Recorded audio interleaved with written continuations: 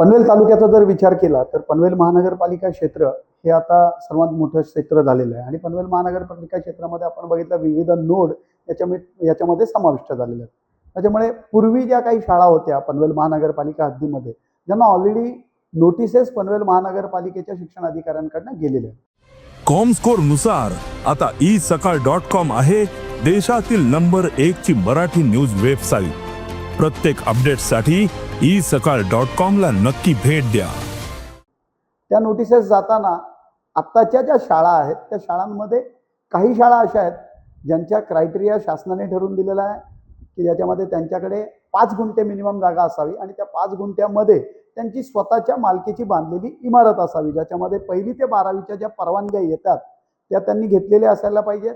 शासनाकडे त्यांनी शासनाची जी फी असते ती भरलेली असायला पाहिजे आणि शासनाकडनं त्यांना मिळणारं इरादापत्र हे अत्यावश्यक असायचं. अशा प्रकारचा क्रायटेरिया आजपर्यंत होता. म्हणजे जोपर्यंत तालुक्यामध्ये ह्या शाळा सगळ्या होत्या तोपर्यंत अशाच प्रकारचा क्रायटेरिया होता. परंतु पनवेल महानगरपालिका हद्दीत गेल्यानंतर मात्र नवीन GR नुसार या शाळांना कमीत कमी 20 गुंठे जागा असणं हे गरजेचं आहे आणि त्या आत्ताच्या सध्याच्या सिच्युएशनमध्ये 20 गुंठे जागा त्यांच्याकडे नसल्यामुळे पनवेल महानगरपालिकेच्या बांधकाम विभागाकडनं तशा प्रकारची परवानगी किंवा ना हरकत दाखला दिला जात नाही.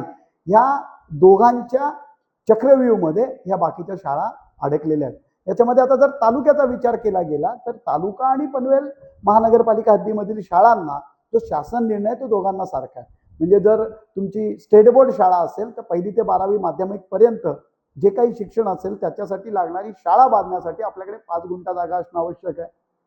सेम क्रायटेरिया अगदी तालुक्यामध्ये पण होता. पण आपण जसं बघतोय की करंजाडे विभाग जसं आता जो या आपल्या एअरपोर्टच्या साठी ज्या काही गावांना विस्थापित केलं गेलं त्या गावांना दिल्या जाणाऱ्या ज्या शाळांचे प्लॉट होते तसे कुठल्याही शाळांचे प्लॉट मला तरी माझ्या माहितीप्रमाणे आजपर्यंत अलॉट झालेले नाही आहेत. ही एक मोठी खंत आहे सिडकोच्या माध्यमातून.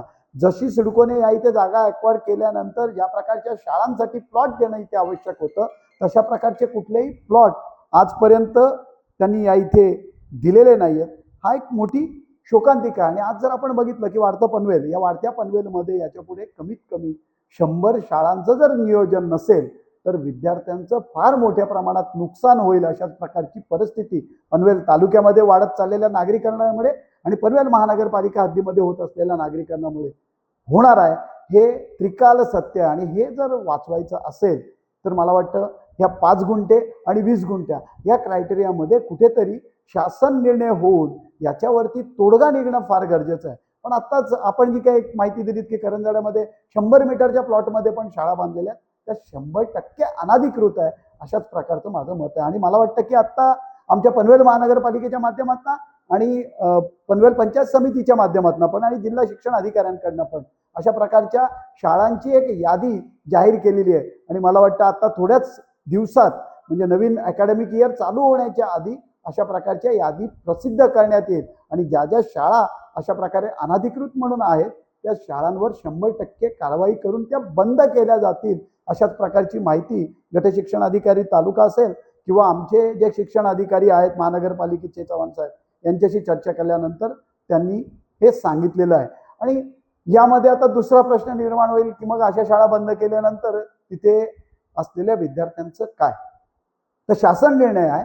शासन निर्णयानुसार अशा प्रकारची शाळा बंद झाल्यानंतर किंवा बंद केल्यानंतर शासनाच्या माध्यमातून लगतची जी कोणती शाळा असेल त्या शाळेमध्ये त्या विद्यार्थ्यांना मर्ज करून घेण्यात येईल आणि त्यांचं इन्फ्रास्ट्रक्चर पण त्या धर्तीवरचं असायलाच पाहिजे की मिनिमम 40 विद्यार्थी CBSE मध्ये घेण्याचा शासन निर्णय आहे आणि 30 विद्यार्थी हे स्टेट बोर्डला असणं गरजेचं आहे. म्हणजे एका वर्गात केवळ आणि केवळ 30 विद्यार्थी बसू शकतील अशा प्रकारची व्यवस्था अशा प्रकारचे इन्फ्रास्ट्रक्चर असणं गरजेचं आहे. मला वाटतं की जे कोणी अशा प्रकारच्या अनाधिकृत शाळा चालवत आहेत त्यांनी देखील विद्यार्थ्यांचं नुकसान होऊ नये या काळजीपोटी आपल्या ज्या काही परवानग्या असतील पूर्व परवानग्या असतील शासनाचं जे इरादापत्र आहे ते आपल्याकडे मिळवून घ्यावं अशाच प्रकारची माझी त्या शाळा जे मालक असतील त्यांना विनंती आहे. कारण आपल्याकडे बघितलं तर अनाधिकृत शाळांचं पेव भरपूर मोठ्या प्रमाणात फुटलेलं आहे आणि हे होत असताना पालकांना देखील ज्या प्रकारे सेल्फ फायनान्स शाळा आहेत त्या सेल्फ फायनान्स शाळांचं जर आपण आरेरावी बघितली तर ती मोठ्या प्रमाणात आहे. म्हणजे डोनेशन्स बघितले तर लाख लाख दीड लाखाच्या पुढचेच डोनेशन आज विद्यार्थ्यांना भरून त्या शाळेमध्ये पालकांना विद्यार्थ्यांचं ॲडमिशन घ्यावं लागतंय. मला वाटते की या शिक्षण क्षेत्रात लवकरात लवकर चांगल्या प्रकारची क्रांती होऊन विद्यार्थ्यांचं नुकसान न होता शासन, पनवेल महानगरपालिका क्षेत्र, MMRDA आणि पनवेल तालुका क्षेत्रांमध्ये एकत्रित अशा बैठक घ्याव्यात, अशा प्रकारची विनंती नक्कीच मी आमचे आमदार बाळाराम पाटील साहेबांना करेल. आणि आमदार बाळाराम पाटील साहेबांच्या माध्यमातून, कारण ते शिक्षक मतदारसंघाचे आमदार होते, मला वाटतं की त्यांना याच्या बाबतीत जास्त अभ्यास आहे आणि जास्त माहिती आहे. त्याच्यामुळे यांची एक संयुक्तिक बैठक लावून शासनाला एक चांगला मध्य निर्णय घेण्यास बाळाराम पाटील साहेब भाग पाडतील अशी मला माझ्यासारख्या कार्यकर्त्याला खात्री. पनवेलमध्ये मोठ्या प्रमाणावरती अनधिकृत शाळा आहेत. नेमकं कोण याला दोषी आहे? विद्यार्थ्यांचं मोठ्या प्रमाणावरती नुकसान होत आहे. काय सामाजिक कार्यकर्ते म्हणून काय प्रतिक्रिया आहे? पनवेल तालुक्याच्या शिक्षण क्षेत्राचा जर आपण विचार केला तर आता त्या 2 विभागामध्ये आहे. एक ग्रामीण विभागामध्ये जर आपण विचार केला तर पंचायत समिती आणि जिल्हा परिषद त्याला दोषी आहे, आणि महापालिका शहरी विभागात म्हणजे महापालिका क्षेत्रामध्ये जिल्हा परिषदेच्या जवळजवळ 250 ते 250 शाळा आता महापालिकेकडे वर्ग करण्यात आलेल्या आहेत, परंतु त्या अधांतरी आहेत, त्यांच्यावर कुणाचंही कंट्रोल नाही. आणि आपण जो मुद्दा प्रकर्षाने मांडलात की विद्यार्थ्यांचं नुकसान होतोय, तर याच्यामध्ये विद्यार्थी आहेत, पालक आहेत, आणि हे भरकटलं गेले. कारण इतक्या कोणीही उठतो आणि शाळा काढतो, कोणीही उठतो आणि वरिष्ठ अधिकाऱ्यांना पैसे देऊन त्यांच्या वेगवेगळ्या संस्था करतायत, पण गुणवत्तेचा कुठेही लवलेशी दिसत नाही. आणि बोगस शाळांमुळे काय होतं की कुणाच्या तरी आधिपत्याखाली मग राजकीय नेते त्याला दोषी असतील, मग शासकीय अधिकारी दोषी असतील, मग पात्रता नसलेले जे नियुक्त केलेले गट शिक्षण अधिकारी असतील ते कुठंतरी दोषी असतील, शिक्षण संचालक दोषी असतील, किंवा राज्य शासन दोषी असेल. यांचं कुणाचेही अंकुश न राहिल्यामुळं होतं काय की ऑक्टोबर-नोव्हेंबरमध्ये म्हणजे प्रवेश झाल्यानंतर ऑक्टोबरमध्ये नोटीस काढतात की अमुक एक संस्था बोगस आहे, त्याच्यामध्ये तुम्ही ॲडमिशन घेऊ नका. ॲडमिशन आधीच झालेलं असतं, मग पुन्हा त्यांची कागदं रंगवली जातात. या बोगस शाळांवर आम्ही कारवाई करणार, फौजदारी गुन्हे दाखल करणार. एकाही शिक्षण अधिकाऱ्याने आत्तापर्यंत फौजदारी गुन्हे कोणावरही केले नाहीत. बोगस संस्था ह्या चालू आहेत. याचा अर्थ या संपूर्ण अधिकाऱ्यांनी याच्यामध्ये सेटलमेंट, आर्थिक तडजोड केलेली आहे, आणि ह्याचा परिणाम तुम्ही म्हणताय त्याप्रमाणे विद्यार्थ्यांवर, पालकांवर आणि त्यांच्या शैक्षणिक भवितव्यावर होतोय. हा खरं तर अत्यंत महत्त्वाचा विषय आहे की ज्या विषयाला तुम्ही हात घातलात. राज्य शासन, शिक्षण संचालक पुणे किंवा शिक्षण संचालक चर्नी रोड मुंबई यांनी ह्या संपूर्ण पनवेल तालुक्याचा महापालिका क्षेत्र आणि ग्रामीण भाग ह्या सगळ्या परिसराचा अभ्यास केला पाहिजे. माझं तर म्हणणं आहे की शिक्षण क्षेत्रावर किमान पनवेल तालुक्यावर पनवेल महापालिका आणि पनवेल ग्रामीण याची एक श्वेतपत्रिका राज्य सरकारने काढली पाहिजे.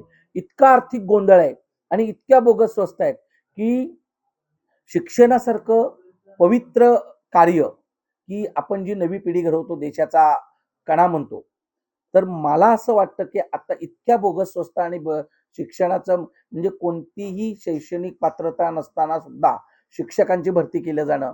बरं, त्याचे निकष जे आहेत, एखादी स्कूल सुरू करायची असेल तर त्यासाठी जागा, बेंच, शिक्षक, मुख्याध्यापक किंवा मुलांसाठी गार्डन असेल, मैदान असेल, याची कुठेही पूर्तता केली जात नाही, आणि तरीसुद्धा त्या शाळांना परवानगी मिळते. याचा अर्थ ही संपूर्ण यंत्रणा ही एक गुन्हेगारांची टोळी आहे, आणि ही टोळी मिळून सगळं शिक्षणाचा खेळखंडोबा सुरू केलाय. मग तुम्ही कितीही अगदी शिक्षणाचं नवीन धोरण आलंय, त्या धोरणाच्या अनुषंगाने घ्या किंवा सर्व शिक्षा अभियान घ्या, हे सगळे दिखाव्याच्या योजना आहेत. राज्य सरकारचं अजिबात याकडं लक्ष नाही आहे. आणि इथली जी प्रशासन यंत्रणा आहे, मग महापालिकेची असेल, आज महापालिका, पनवेल महापालिका 3.5 ते 4.5 हजार कोटीचं बजेट आहे, त्यांच्याकडे फक्त एक विस्तार अधिकारी आहे, तो सुद्धा पार्ट टाइम आहे. म्हणजे किती खेदाची गोष्ट आहे की आज पनवेल शहरासारख्या महापालिका जी झाली, आणि त्या महापालिकेचं शिक्षण क्षेत्रामध्ये अक्षरशः महापालिकेचा शिक्षण वर्ग ड असं म्हणावं लागेल. आज आचार्य यात्रे असते तर त्यांनी स्पष्ट सांगितलं असतं की 10,000 वर्षात असं शिक्षण क्षेत्रातला खेळखंडोबा माजलेला नसेल. इतकी भयानकता आहे. आणि पालक काय करतो की माझी मुलं शिकली पाहिजेत. आज तुम्ही बघितलं तर फीचा जर प्रश्न घेतलात, या ज्या सगळ्या तुमच्या नवीन स्कूल आल्यात किंवा मराठी माध्यम, इंग्रजी माध्यम किंवा इंटरनॅशनल लेवलच्या, यांच्या फीचं नियंत्रण तर कोणाकडेच नाहीये. मग पालकांनी कर्ज काढायचं अगदी प्ले ग्रुप पासून ते 10वी-12वी पर्यंत आणि उच्च शिक्षणापर्यंत. म्हणजे हे जर सरकारचं नियंत्रण नसेल तर हे फार विचित्र आहे. मला असं वाटतं की याच्यासाठी सरकारने एक विशेष समिती नेमली पाहिजे आणि या चौकशी करून पहिल्यांदा बोगस शाळा बंद केल्या पाहिजे. आणि दुसरी गोष्ट, फी नियंत्रण आणलं पाहिजे. तिसरी गोष्ट, या पालक समित्या ज्या आहेत ना, या बऱ्यापैकी पालक समित्या त्या शिक्षण संस्थांच्या संचालकांबरोबर सेटलमेंट किंवा साटेलोटे करतात. त्याच्यामुळं मग वाद निर्माण होत आहेत आणि कुठंतरी शिक्षणाचा पवित्र हेतू आहे त्याला कुठंतरी डाग लागतो. बोगस शिक्षणशाळांचा जो मुद्दा आपण घेतलात, खरंच हा कुतूहलाचा विषय आहे. आणि यांच्यावर, या बोगस शाळांवर कारवाई जर झाली नसेल तर मला असं वाटतं, एक सामाजिक कार्यकर्ता म्हणून, राज्य शासनाने गट शिक्षण अधिकारी जे जबाबदार आहेत, शिक्षण अधिकारी जे जबाबदार आहेत, त्यांच्यावर गैरवर्तन आणि हलगर्जी केली म्हणून राज्य शासनाच्या 1991च्या वर्तन अध्यादेशाप्रमाणे फौजदारी गुन्हे दाखल करून या शिक्षण क्षेत्रातल्या अधिकाऱ्यांना पहिल्यांदा जेलमध्ये टाकलं पाहिजे. देश विदेशातील प्रत्येक घडामोडींचे लाईव्ह अपडेट मिळवण्यासाठी आता साम टीव्हीच्या सर्व सोशल मीडिया प्लॅटफॉर्मला लाईक, फॉलो आणि सबस्क्राईब करा. तसंच सर्व नोटिफिकेशनसाठी बेल आयकॉन प्रेस करायला विसरू नका.